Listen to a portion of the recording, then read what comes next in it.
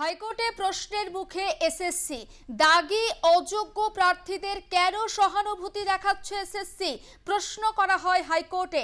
আরো একবার আপনাদেরকে জানিয়ে রাখি, হাইকোর্টে প্রশ্নের মুখে এসএসসি দাগি অযোগ্য প্রার্থীদের কেন সহানুভূতি দেখাচ্ছে স্কুল সার্ভিস কমিশন।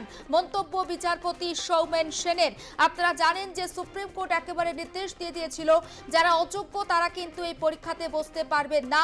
সেক্ষেত্রে এসএসসির যে বিজ্ঞপ্তি ছিল সেই বিজ্ঞপ্তিকে ঘিরে একটা জটিলতা সৃষ্টি হয় এবং মামলা হয়েছে।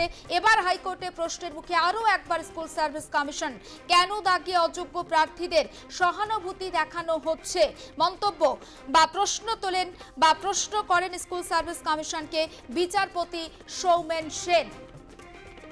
হাইকোর্টে প্রশ্নের মুখে স্কুল সার্ভিস কমিশন।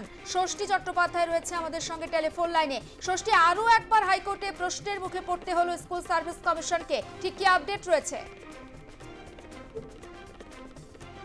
দেখো, কলকাতা হাইকোর্টের রাজ্যের স্কুল সার্ভিস কমিশনের বারবার তাদের মুখ খুললেও তারা কিন্তু তাদের অবস্থানেই স্থির থাকার চেষ্টা করছে, যে কারণে ফের নতুন করে হাইকোর্টে মুখ পড়ার পরিস্থিতি তৈরি হয়েছে রাজ্যের স্কুল সার্ভিস কমিশনের।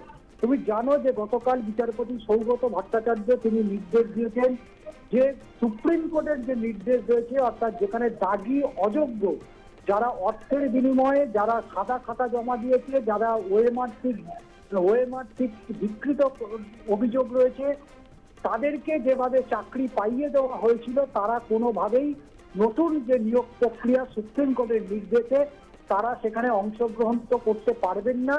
তার পাশাপাশি যারা ইতিমধ্যেই চিহ্নিত তাদের সম্পূর্ণ যে বেতন, তারা যে কর্মজীবন শুরু করেছিল এবং যেখানে শেষ করেছিল এই সময়ের মধ্যে তাদের যে বেতন সেই সম্পূর্ণ বেতন ফেরত দিতে হবে। এই জায়গা থেকে দাঁড়িয়ে গতকাল বিচারপতি সৌগত ভট্টাচার্যের নির্দেশকে চ্যালেঞ্জ করে ডিভিশন বেঞ্চে বিচারপতি সৌমেন সেন এবং বিচারপতি স্মিতা দাসের যে ডিভিশন বেঞ্চ, সেখানে তারা আবেদন জানিয়েছে যে বিচারপতি সৌগত ভট্টাচার্যের যে নির্দেশ সেই নির্দেশ যথার্থ নয়।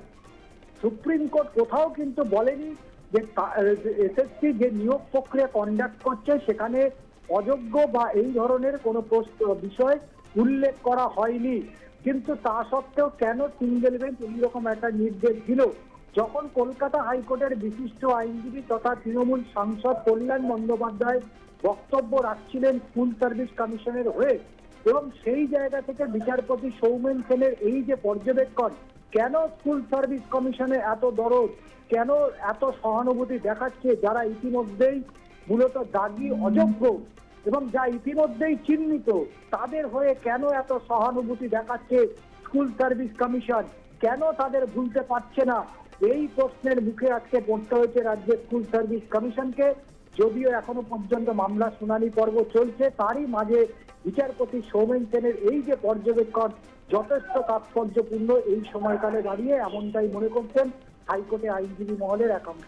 একেবারে নজর থাক ষষ্ঠী, আপাতত ধন্যবাদ। দাগি অযোগ্যদের কেন সহানুভূতি দেখানোর চেষ্টা করছে স্কুল সার্ভিস কমিশন? ফের প্রশ্নের মুখে পড়েছে হাইকোর্টে এসএসসি। প্রশ্ন তুলেছেন বিচারপতি সৌমেন সেন।